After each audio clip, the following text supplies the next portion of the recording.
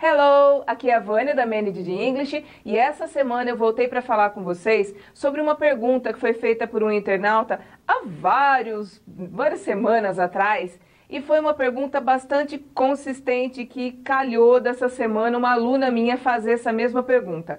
Quando você não é ainda de um nível intermediário, avançado, você não tem um controle legal ainda da língua, certas coisas simples se tornam um bicho de sete cabeças e às vezes se torna um motivo da desistência de estudar porque você não está conseguindo encontrar a resposta para aquilo. E aí, às vezes, perguntar para quem é mais tímido, para quem está mais inseguro, parece que não é nenhuma opção. Então, pela internet foi feita essa pergunta para mim, eu achei muito justa e hoje a gente vai falar disso. E que pergunta é essa?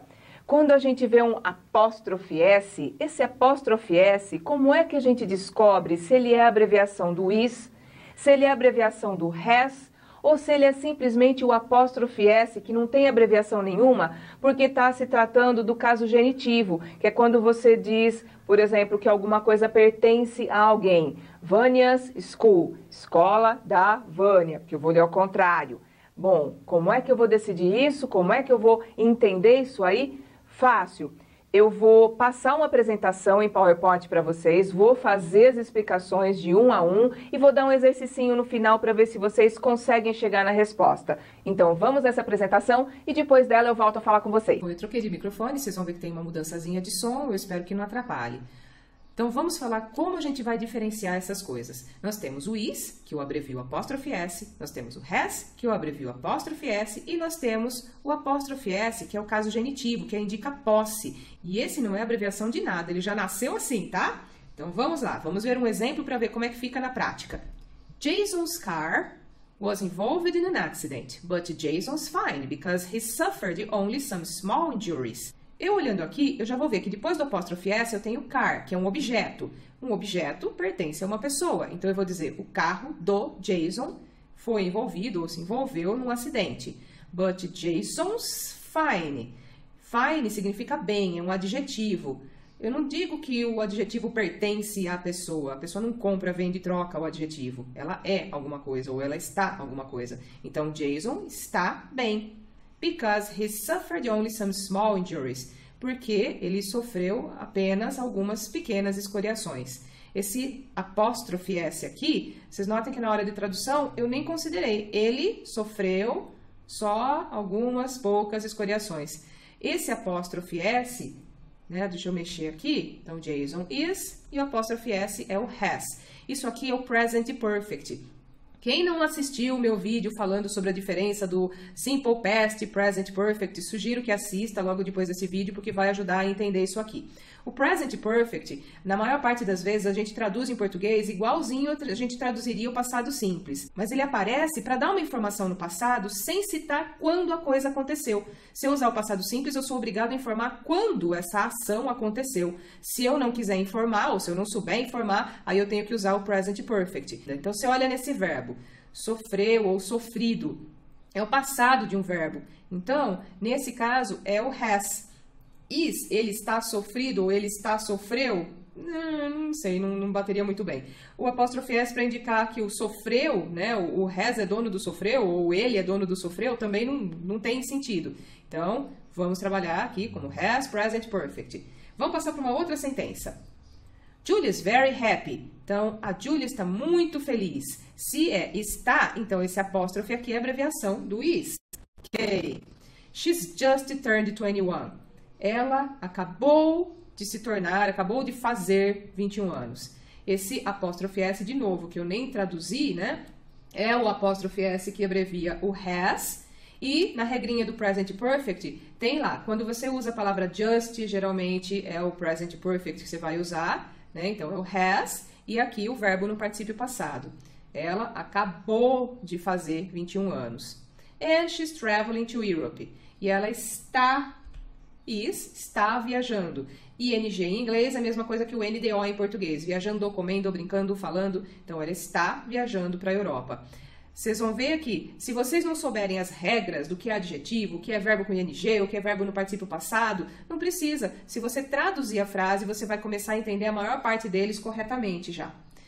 Vamos separar os três tipos, então, de apóstrofe S. O genitivo, que é quando alguém possui alguma coisa, então, carro do Jason. Aí, tô lendo ao contrário. Viagem da Júlia.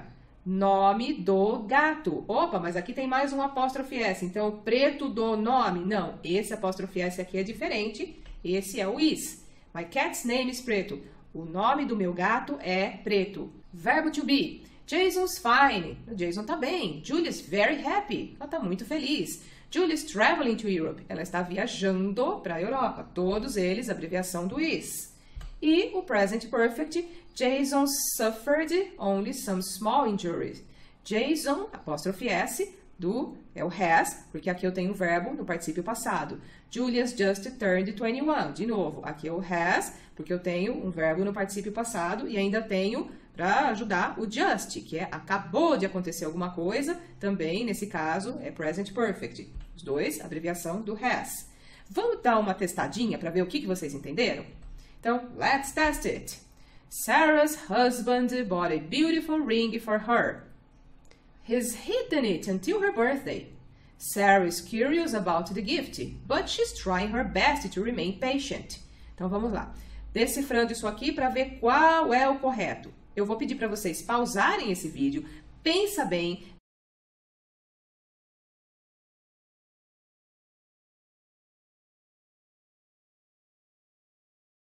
Só para confirmar, letra C é o correto. Eu espero que vocês tenham gostado. Esperem até segunda-feira, os exercícios sobre isso vão ser bem legais. Prontinho, tô de volta. Gostaram da aula de hoje? Eu acho que ela é bastante útil, principalmente para quem está em nível básico, pré-intermediário. Quem está em nível intermediário e avançado, às vezes pode olhar e falar assim, ah, isso eu já sei. Bom, você já sabe, mas a maior parte do Brasil ainda não. Então, a minha dica aqui é para ajudar essa maioria que ainda está enfrentando as maiores dificuldades, porque quando a gente está no básico, no pré-intermediário, as coisas são mais difíceis, a gente não consegue ver uma luz no fim do túnel ainda, e é o período onde existe mais desistência dos alunos, porque eles não estão conseguindo ter as respostas, às vezes, para algumas coisas que não são tão difíceis, mas que eles têm vergonha ou insegurança de perguntar. Justamente porque quando vai perguntar, vai ter o outro do lado e vai falar, ah, isso eu só sabia, ai, por que ele está perguntando isso? Eu vou dizer o seguinte, não tenha vergonha, porque uma grande parte das pessoas que dizem que já sabem, não sabem. É só você cobrar um pouquinho e elas não sabem. Quer ver uma forma fácil de fazer isso? Tem um monte de gente que se recusa a fazer exercícios. Geralmente, quem se recusa a fazer exercício não é porque tem preguiça, é porque sabe que se fizer não vai sair bem. E aí vai ficar provado que não sabe fazer aquela coisa que ele diz para todo mundo que sabe fazer. E para terminar, eu vou dizer para vocês, se vocês gostaram da aula de hoje, clica, assina o nosso canal. Se vocês curtiram, né, esse vídeo, dá um curtir no Facebook ou dá um curtir no YouTube, se vocês estiverem no YouTube. E se vocês quiserem receber exercícios toda segunda-feira relacionado ao tema que foi visto, por exemplo, essa semana eu vou mandar exercícios falando sobre o apóstrofe, sobre o has abreviado, sobre o is abreviado e algumas outras coisas que eu vou mandar de presente como pedido de desculpas, porque essa semana eu fiz uma besteira. Desculpa, mas eu me perdi com essa coisa do feriado. Ao invés de eu mandar a lista de exercícios que eu sempre mando às segundas-feiras, eu acabei mandando na terça-feira à noite. Me desculpa e eu vou mandar um brindezinho a mais aí, uma coisinha diferente para vocês nessa aula, nesse exercício de segunda-feira, para que vocês me perdoem por eu ter esquecido de mandar na segunda-feira. Gente, vou ficando por aqui. Eu desejo que vocês tenham uma ótima semana, que estudem muito e saibam que eu estou aqui disponível se vocês precisarem perguntar alguma coisa. Isso é tudo por hoje e eu vejo vocês na semana que vem. Bye, bye!